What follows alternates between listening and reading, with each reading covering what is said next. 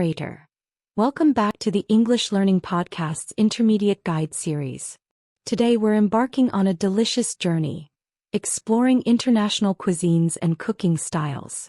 Food is a universal language, a cornerstone of culture, and a wonderful way to connect with people and places. Point 1. Whether you're a seasoned foodie, an adventurous home cook, or simply curious about what the world eats, being able to discuss different culinary traditions, ingredients, and cooking methods is a feast for the mind and palate. It's about more than just ordering from a menu. It's about appreciating global flavors and understanding diverse culinary artistry. How do you inquire about the origins of a dish, express your appreciation for unique flavors, or understand unfamiliar cooking techniques without sounding uninformed or culturally insensitive? What language allows you to describe complex taste profiles, e.g., umami, tart, pungent, discuss regional variations, or explain your own culinary experiments and preferences? And crucially, how do you engage in these conversations with a genuine openness to new experiences, fostering cultural exchange through the shared joy of food? This episode is designed to equip you with the essential vocabulary, descriptive techniques, and cultural insights necessary to approach discussions about international cuisines and cooking styles with clarity, enthusiasm, and a profound respect for global gastronomic heritage. Today's discussion moves beyond simple recipes, delving into the anthropology of food, the fusion of culinary traditions, and the art of sensory description. We are privileged to host a conversation between Chef Antoine Dubois, a celebrated culinary historian and executive chef at Le Voyage Gourmand, in Paris, France, and Dr. Priya Singh, a renowned food anthropologist and author of The Global Palate, who works from her research institute in Mumbai, India. Their dialogue will illuminate the best practices and common pitfalls in exploring international cuisines and cooking styles, offering you a richer understanding of how food connects us all. So, let's explore the intricacies and delectable potential of truly mastering the conversation around international cuisines and cooking styles. Priya, it's a genuine pleasure to finally connect with you. Your work as a food anthropologist must give you a unique perspective on the cultural significance of culinary traditions. From your perspective, when someone is preparing to explore international cuisines and cooking styles, what are your initial, most crucial considerations for them to keep in mind? Is it about immediately trying the most exotic dish, or is there a preliminary step of understanding the cultural context of the food?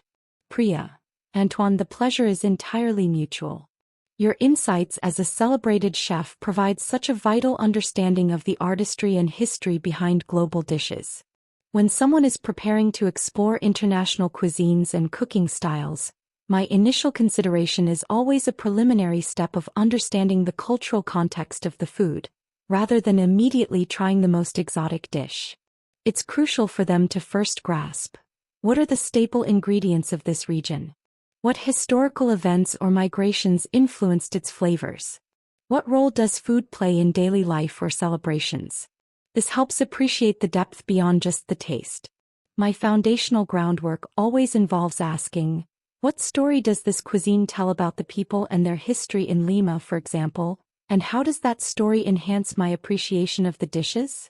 Do you find that a lack of this cultural curiosity often leads to a superficial understanding of a cuisine? Absolutely, Priya. Your emphasis on understanding the cultural context is unequivocally fundamental. A lack of this cultural curiosity is indeed one of the most common and detrimental pitfalls, often leading to a superficial appreciation or even misjudgment of a cuisine. Without understanding the why behind the what, the true essence is missed. My culinary philosophy emphasizes that food is a reflection of identity. What specific linguistic strategies do you employ to inquire about the origins of a dish, express your appreciation for unique flavors, or understand unfamiliar cooking techniques without sounding uninformed or culturally insensitive? Priya, that's where polite, curious questioning and precise sensory language become paramount, Antoine. My primary strategy for inquiring about origins or techniques involves showing genuine interest and humility. Instead of a blunt "what is this?" or "how is this made?" I'd articulate, "Could you tell me a little about the history behind this kimchi jjigae?" I'm fascinated by its fermentation process.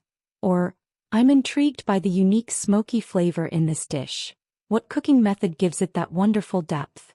To express appreciation for unique flavors, I focus on the specific taste components. This dish has a wonderful balance of umami and a hint of spiciness, which is truly captivating. Or, I'm particularly enjoying the tartness from the tamarind in this pad thai. It's quite refreshing.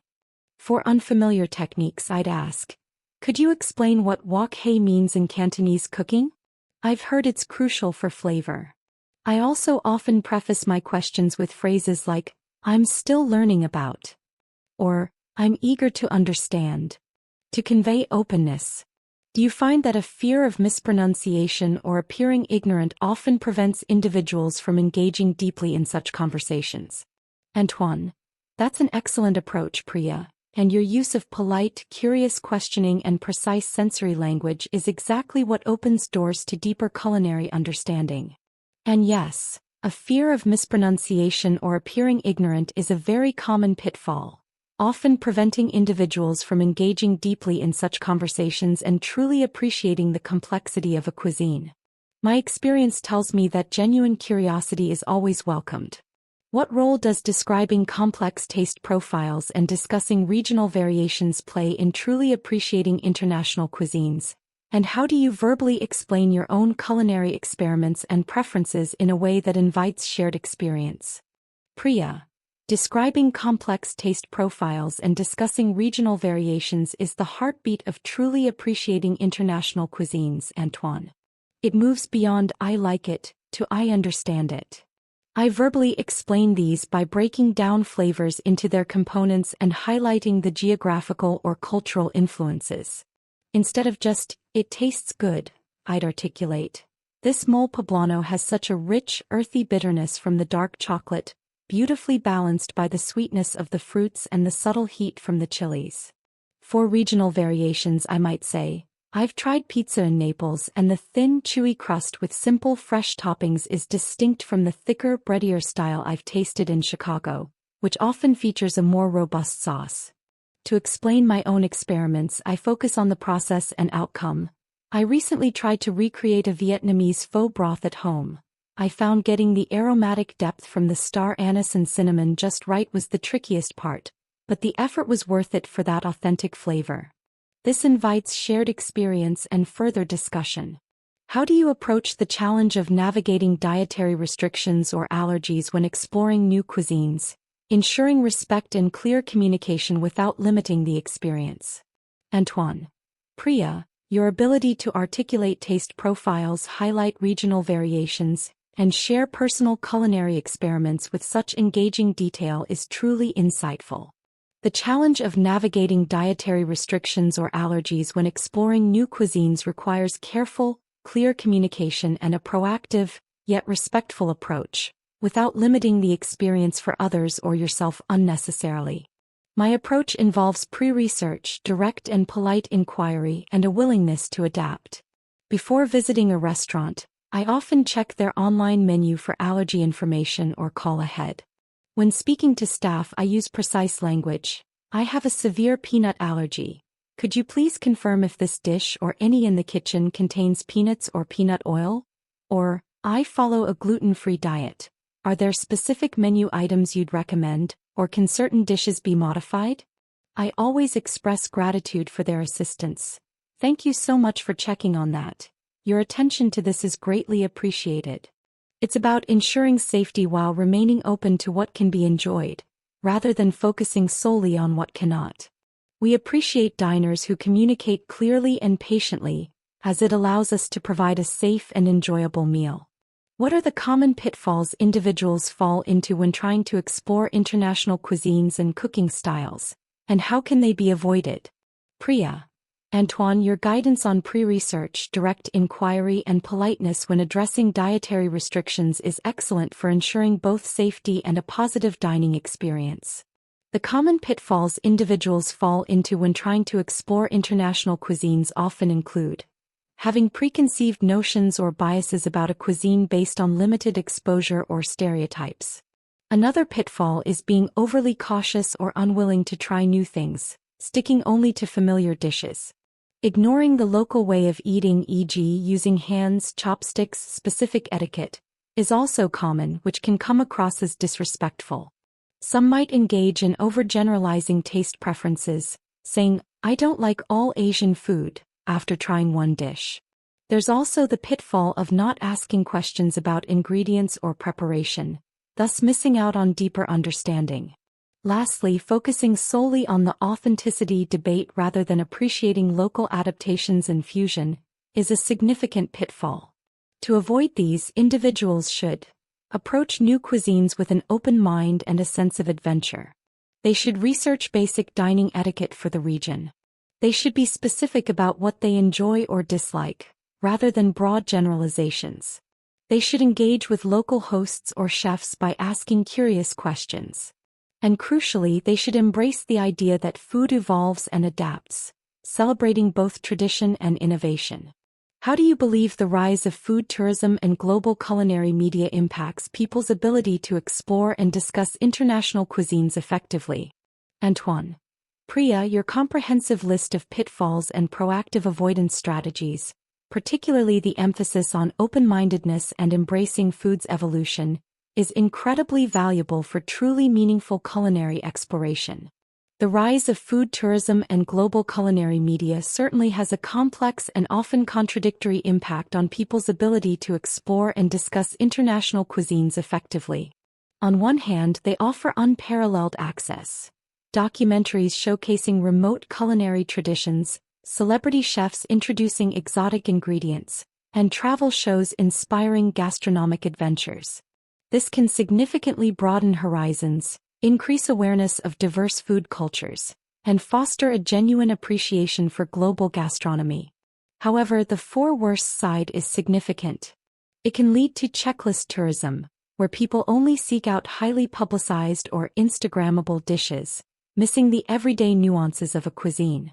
It can foster a superficial understanding, driven by trends rather than deep cultural immersion. There's also the risk of oversimplification or misrepresentation of complex food traditions for mass appeal, and even a pressure on local establishments to cater to Western palates rather than maintaining their authentic identity. So, while powerful tools for exposure, they demand conscious effort to ensure they enhance one's understanding and connection to a food culture, rather than reducing it to a mere spectacle. In your final analysis, what are the ultimate rewards or transformations that an individual gains from truly mastering the art of exploring international cuisines and cooking styles effectively? Priya.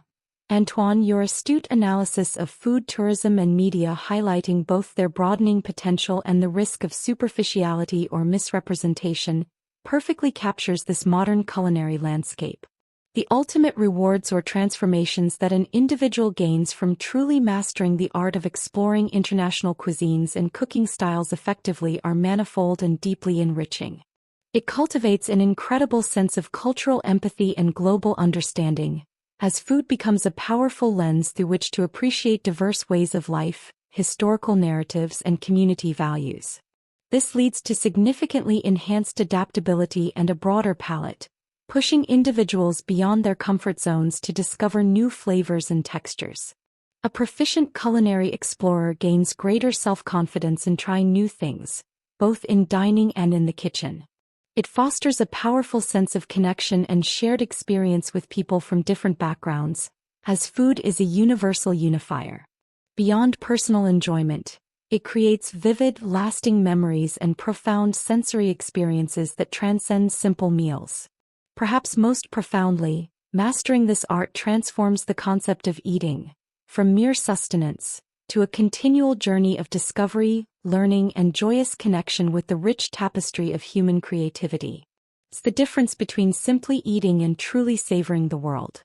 Narrator. What an exceptionally illuminating and delicious conversation with Chef Antoine Dubois and Dr. Priya Singh. Their expert insights have masterfully illuminated the critical nuances involved in exploring international cuisines and cooking styles, from understanding cultural context and using precise sensory language to navigating dietary needs and appreciating the impact of global media. Their dialogue powerfully underscores that effective culinary exploration is not just about taste, but about cultural sensitivity, genuine curiosity, and a deep appreciation for the artistry and stories behind the food. Now, let's consolidate some of the key vocabulary and concepts from their rich dialogue that you can integrate into your own gastronomic adventures. Practice session. Expressing yourself. Let's revisit some valuable phrases and concepts from today's in-depth episode. Practice using these in your own discussions about international cuisines and cooking styles. Preliminary step of understanding the cultural context of the food. An initial stage of grasping the history, traditions, and role of food in a culture. Unequivocally fundamental. Absolutely essential or crucial. Polite, curious questioning and precise sensory language.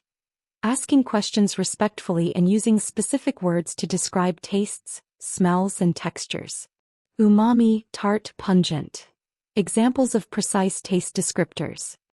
Intrigued by the unique smoky flavor. A way to express curiosity about a specific taste. Heartbeat of truly appreciating international cuisines. The most essential element for genuinely understanding global food. Navigating dietary restrictions or allergies. Managing special food needs or sensitivities carefully.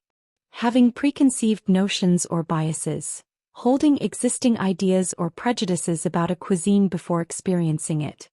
Complex and often contradictory impact. An effect that is complicated and seems to go against itself. Manifold and deeply enriching. Many and having a very profound and positive effect.